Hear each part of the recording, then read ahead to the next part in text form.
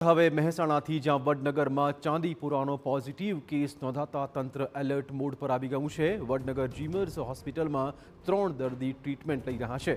એકનો report positive આવ્યો છે અને 2ના રિપોર્ટ આવવાનું બાકી છે। વિસનગરના બાળકનો ચાંદીપુરા રિપોર્ટ પોઝિટિવ આવ્યો છે। 10 વર્ષના 2 બાળકો અને 3 વર્ષની બાળકી સારવાર લઈ રહ્યા છે। વડનગર જીમર્સ હોસ્પિટલના ડોક્ટરના કહેવા પ્રમાણે હાલ પોઝિટિવ દર્દીની સ્થિતિ સુધારા પર છે, જ્યારે અન્ય 2 શંકાસ્પદ દર્દીના નમૂના તપાસ માટે ગાંધીનગર મોકલી અપાયા છે।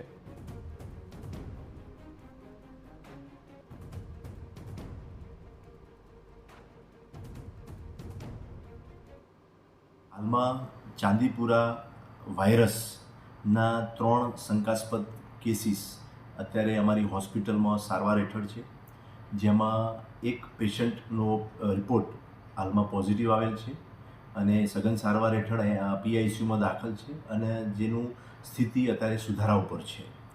તેમજ જે 2 બીજા શંકાસ્પદ કેસો છે એમનું આજે સેમ્પલ લેવામાં આવ્યું છે અને JBRC ગાંધીનગર ખાતે એ સેમ્પલ રિપોર્ટ માટે મોકલવામાં આવેલ છે। તો આપણે કહી દઈએ કે ચાંદીપુરા વાયરસ સેન્ડફ્લાય માખીથી ફેલાય છે। ચેપગ્રસ્ત બાળકમાં તીવ્ર તાવ આવવો, ખેંચ આવવી, ઉલટી થવી, માથું દુખવા જેવીના લક્ષણો જોવા મળે છે।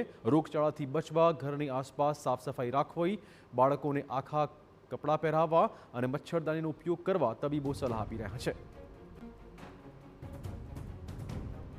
સેન્ડફ્લાય માખી તમને જે પોલા ઘર હોય છે, એની જે લીપણવાળા ઘર હોય છે એની વચ્ચેની જગ્યાઓમાં મળતી હોય છે અને બાળકોને જે લોકોએ ફૂલ સ્લીવ્સના કપડાં ન પહેર્યા હોય એવા બાળકોને કરડવાથી થતી હોય છે।